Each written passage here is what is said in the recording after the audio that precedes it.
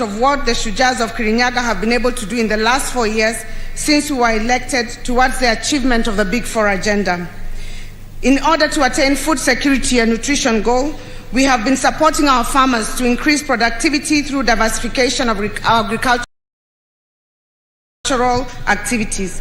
So far, we have supported more than 500 farmers groups and close to 50,000 households to undertake various projects under our Wezesha Economic Empowerment Program. Each of the supported households are able to make an extra 1,000 per day under various value chains, which include production of 1 million eggs a month under poultry keeping, tomato, avocado, dairy and fish farming, beekeeping, as well as pig rearing. We have managed to increase the annual production of rice from 60,000 tons in 2017 to the current 113,000 tons. Under universal healthcare, towards the achievement, we have undertaken massive infrastructure and service delivery reforms in our health facilities. Our medical complex, which you'll be able to see shortly in Kirinyaga town, and which in due time we shall be inviting you to open, is just about to be completed. The 342-bed capacity, 5-story complex will elevate the Kirinyaga Level 4 hospital to a Level 5 facility, offering the specialized medical services for which residents are currently referred to other hospitals.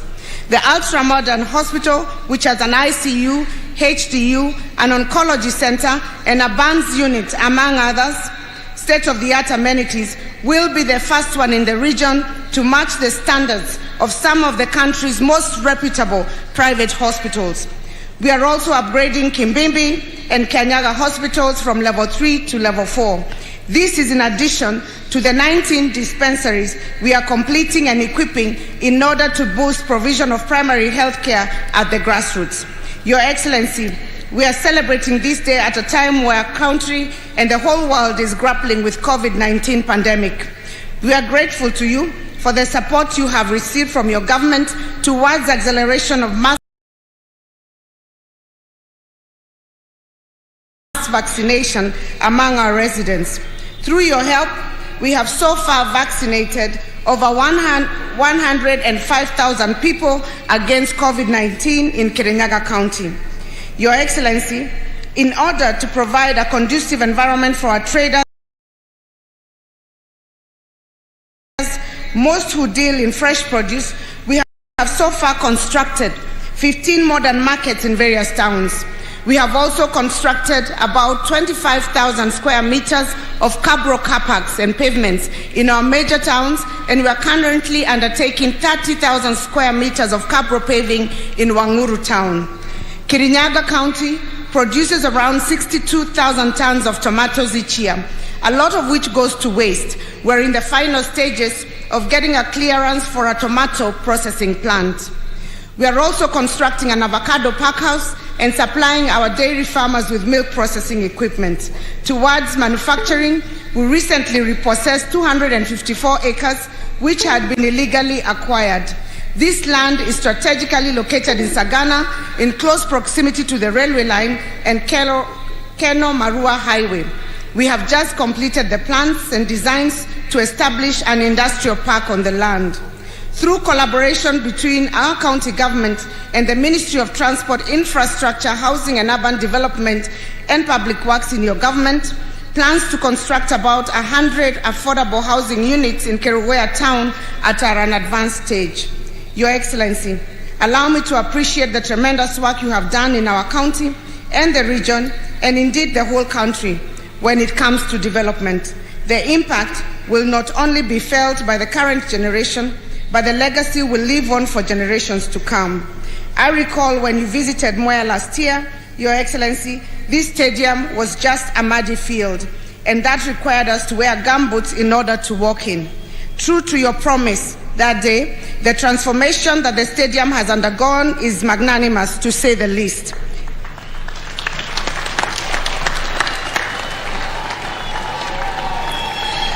Among other impacts, it will greatly enhance sports talent, development, as well as the country's economic growth. In conclusion, Your Excellency, we most humbly welcome you to tour our county, should your busy schedule allow. we invite you to witness a people in whom you have invested renewed hope, whose spirits and recognition of your love for them is palpable. Kirinyaga is your home. We treasure your leadership. We assure you of our unreserved support to your government. On behalf of Kirinyaga residents, I also invite all our guests to sample some of our rich heritage and the hospitality of the Kirinyaga people. As you visit, we invite you to see our famed Mwea rice fields, which are not only breathtaking, but produce the best aromatic Bishori rice in the globe. Besides the Bishori rice,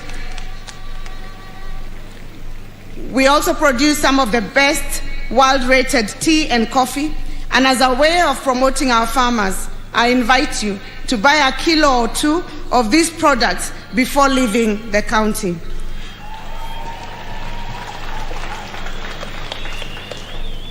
For those who do not suffer hydrophobia, you are invited to try out kayaking, canoeing, and water rafting, which are offered in many of our resorts located along Sagana River. The river is recognized for hosting national and international water sports, and I'm sure you'll get an experience of a lifetime. For those who do not love water sporting, exploring other adventures such as zip lining, canopy walking, and archery will be just as good. I would like to once again thank you all on behalf of Kirinyaga people for bestowing upon us the privilege of hosting this auspicious occasion. God bless you, God bless Kirinyaga, and God bless Kenya.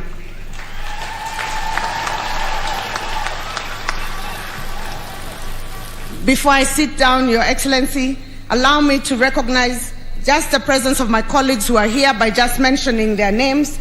I'd like to recognize the Chair of the Council of Governors, His Excellency Martin Wambora from Embu, Deputy Vice Chair of the Council of Governors, Your Excellency James Ongwae from Kisii, Excellency Francis Kememia from Nyandarua, Excellency Mwangi Wairia from Murang'a, Excellency James Nyoro from Kiambu, Excellency Professor Anyang' Nyong'o from Kisumu, Excellency Colonel Rasanga from Siaya, Excellency Mtahi Kahiga from Nyeri, and Excellency Ali Hassan Joho 001 from Mombasa. And also Her Excellency Anne Kananu from Nairobi. Deputy Governors present is Deputy Governor Peter Ndamberi from Kirinyaga, and Deputy Governor Caroline Karugu from Nyeri. Before I welcome His Excellency the Deputy President to speak, Your Excellency, allow me to invite the Right Honorable former Prime Minister Raila Amolo Odinga to greet the Kirinyaga people.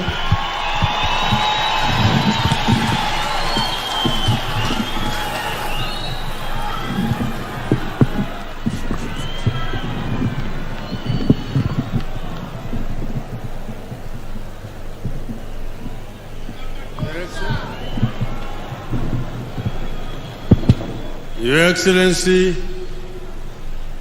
Uhuru Muigai Kenyatta, President of the Republic of Kenya,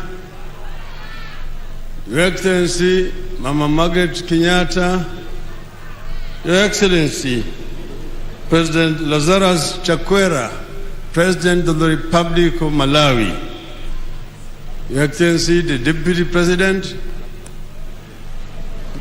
all distinguished guests, ladies and gentlemen, Muriega Andua Kirinyaga Avai. Your Excellency, we have here some other leaders from the opposition. We have here Honorable Musalia Mudavadi, the party leader of ANC, Honorable Gideon Moi, Senator, the leader of KANU, Honorable Moses Wetangula, for Kenya. I would like to have my brother Musalia Mudavadi to just say jambo. Karibu.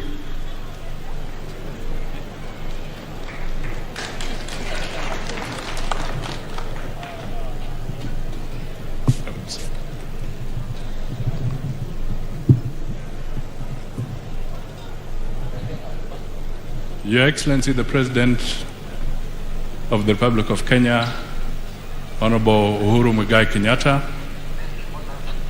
Madam Margaret Kenyatta, Your Excellency, the President of Malawi, and your better half, the Deputy President, William Ruto. Your Excellency, allow me to dispense with other protocols because there are quite a host of senior people in this gathering. Andu wa Kirinyaga muriega. Ohoro wanyu. Thank you, Your Excellency. For me, I just want to say that this is an auspicious occasion when we recognize and honor those who have contributed in various capacities to the being and well-being of our country. And they deserve the respect and accolades that this day brings for them and for the Kenyan people.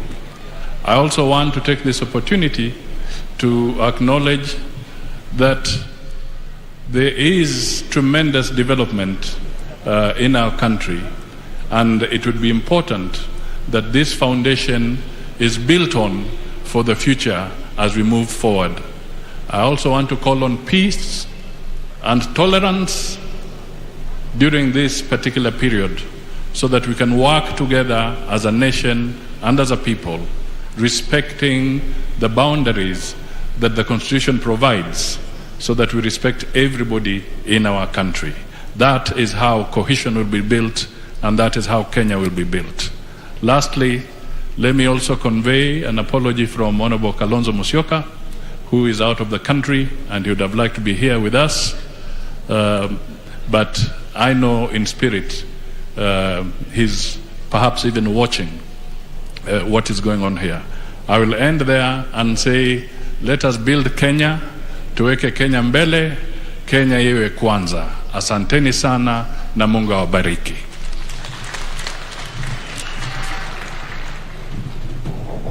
Your Excellency, Mashujaa Day gives us an opportunity to remember where we are coming from and where we are going.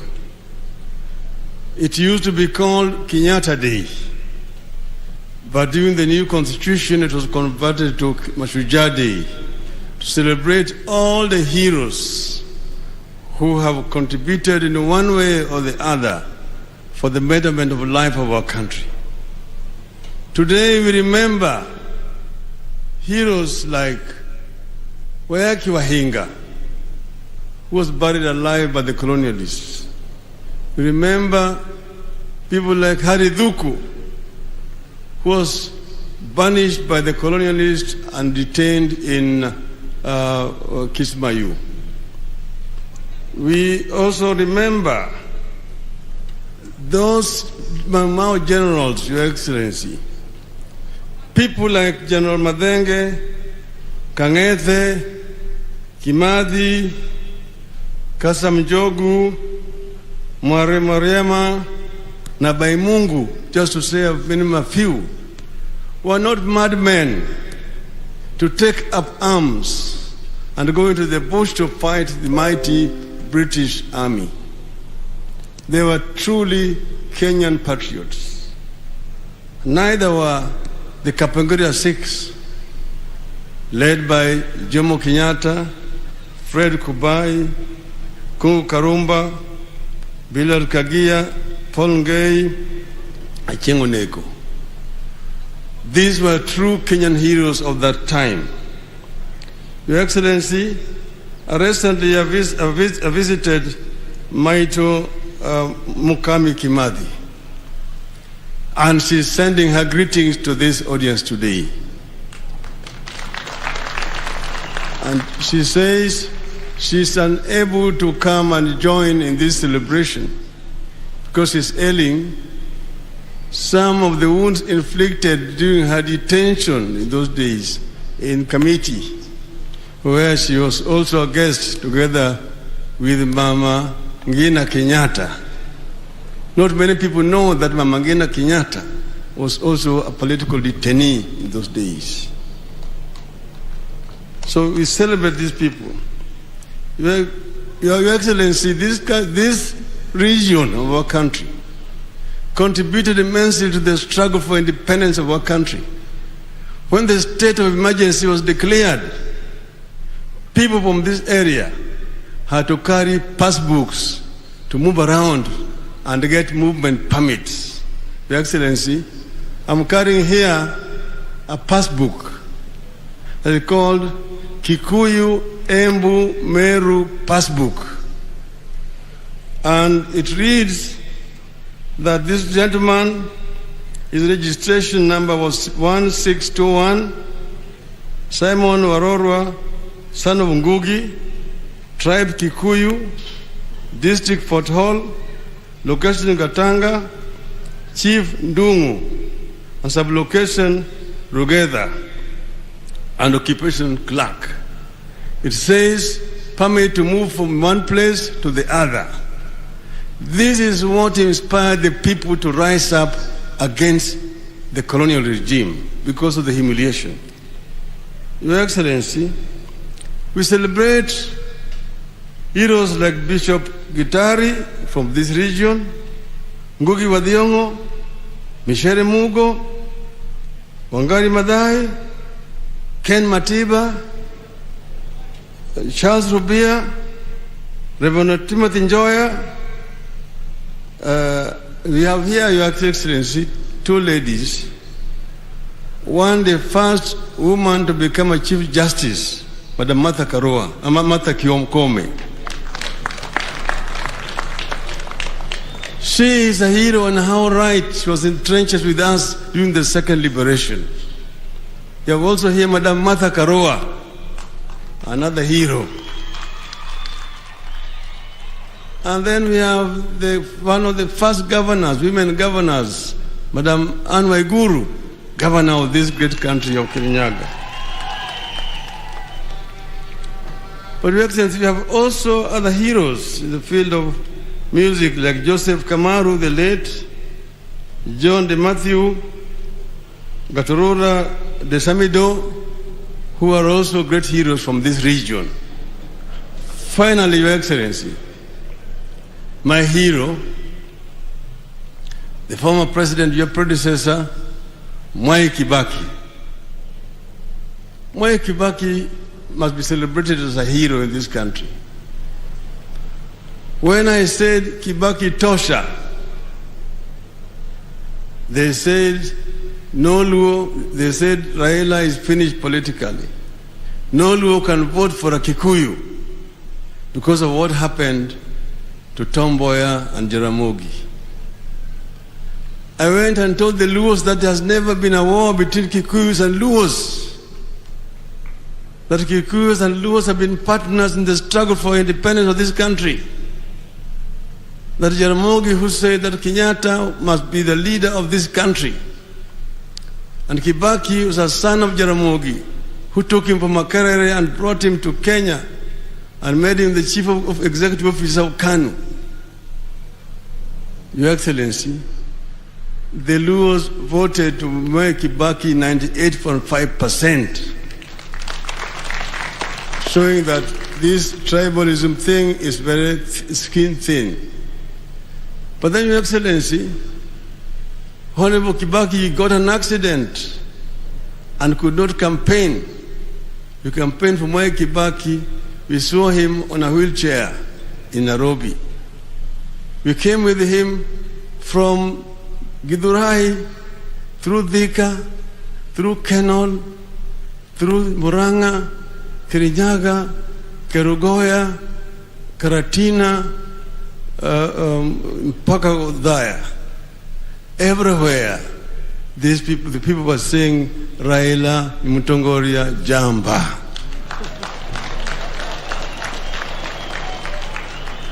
So Raila Odinga is a friend of the mountain and has been able to climb the mountain. I thank you.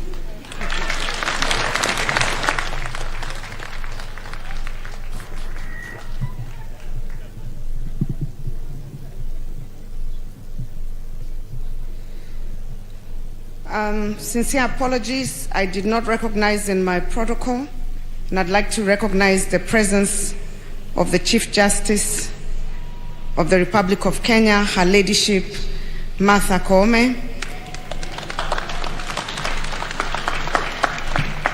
the Speaker of the National Assembly, Honorable Justin Muturi, and the Speaker of Senate, Ken Lusaka.